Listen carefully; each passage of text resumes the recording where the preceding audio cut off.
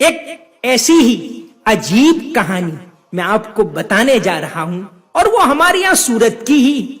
سورت پہلے سے ہی ایک شاندار بندرگاہ رہی ہے، ایک تجارتی مرکز رہا ہے، ایک تجارتی سینٹر رہا ہے، اسی لیے انگریز بھی یہاں سے آتے تھے، عرب بھی یہاں سے آتے تھے۔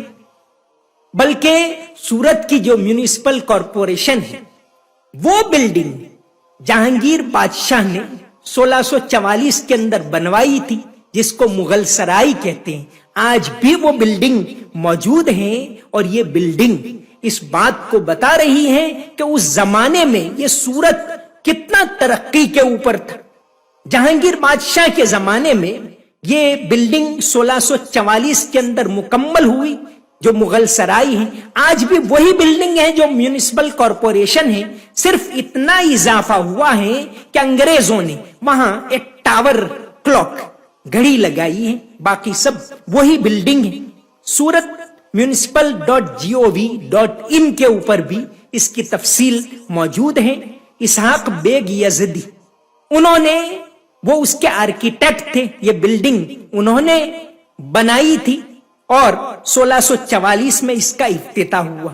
انگریزوں نے 1857 میں اس بلڈنگ کا جیل کے طور پر بھی استعمال کیا تھا، جس کو آج ہم سورت میونسپل کے نام سے جانتے ہیں، سورت میونسپل کارپوریشن کی بلڈنگ۔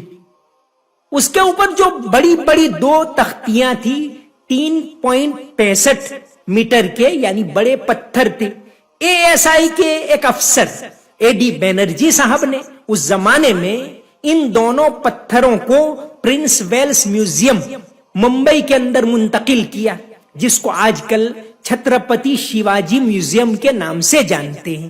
یہ میونسپل کارپوریشن کی دونوں تختیاں وہاں موجود ہیں، اور سب سے پہلے 1925 کے اندر محمد امین جو مشہد کے تھے، انہوں نے یہ دونوں پتھروں پر لکھی ہوئی تحریر پڑھی، اور بتایا گیا کہ یہ بلڈنگ کس طرح بنائی گئی۔ تو ابھی میں بتانے جا رہا ہوں سورت کے نواب جعفر علی خان، جنہوں نے 14 سال تک مسلسل کوشش کر کے انگریز کا مقابلہ کر کے اور برطانیہ جا کر اپنا کیس لڑا، اور آخرکار برطانوی پارلیمنٹ کو ان کے حق میں قانون پاس کرنا پڑا، اور 1856 کے اندر 14 سال کے بعد وہ اپنا کیس جیت کر آئے۔ سورت کے ایک نواب تھے، نواب افضل الدین۔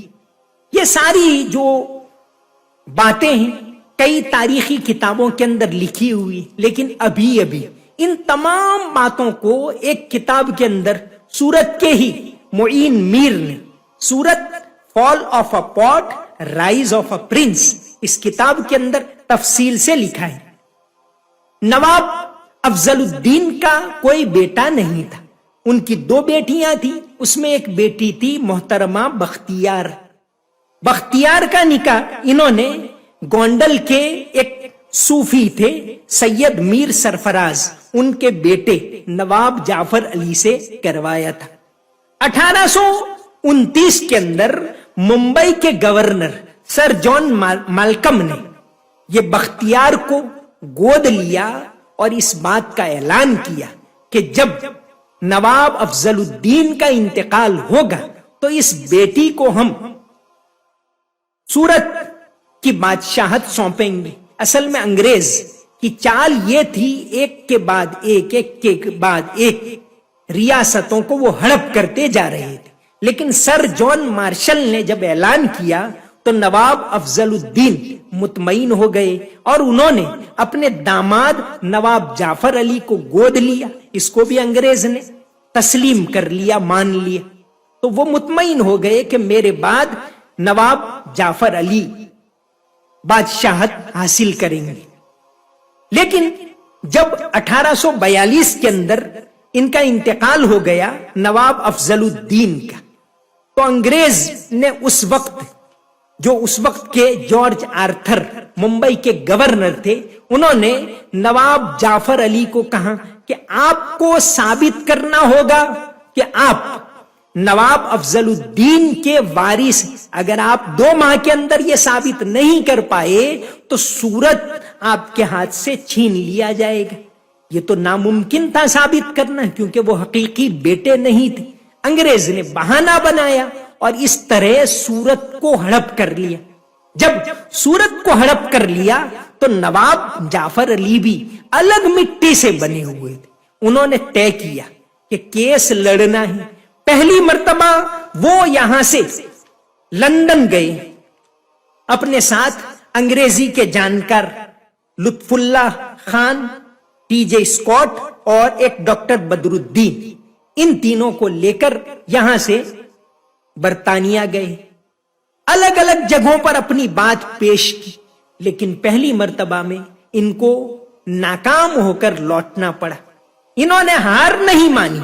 پھر دوسری مرتبہ گئے اور وہاں کے ایک پارلیمنٹرین براؤننگ تھے، وہ بات سمجھ پائے کیونکہ ان کو پتا تھا کہ کمپنی سرکار انڈیا کے اندر ظلم کر رہی ہے.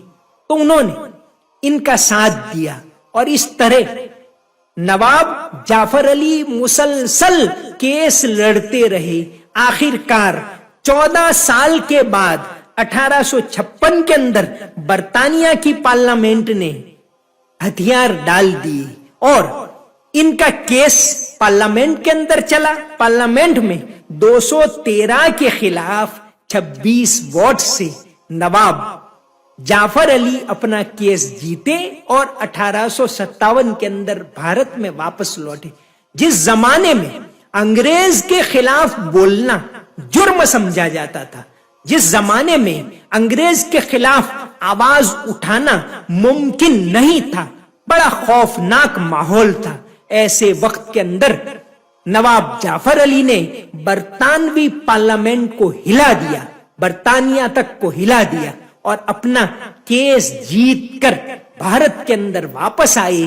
یہ ایک لطف کی بات ہے، ایک خوشی کی بات ہے، ایک شاندار بات ہے اور ہماری تاریخ کا، ہمارے اتہاس کا ایک روشن چیپٹر ہے کہ وہ وہاں جا کر اپنا کیس جیت کر آئے. تو یہ عجیب داستان ہے. ایسی ہی داستانیں ہماری تاریخ کے اندر بھری پڑی ہیں. کہے دیتی ہیں شوخی نقش پاکی، کہے دیتی ہیں شوخی نقش پاکی، ابھی اس راہ سے کوئی گیا ہے. انشاءاللہ اور بھی پر لطف اور بھی تاریخی باتیں اور بھی شاندار باتیں لے کر آپ کی خدمت میں حاضر ہوتے رہیں گے. آپ بھی ہمارے لیے دعا کیجئے گا. اللہ حافظ.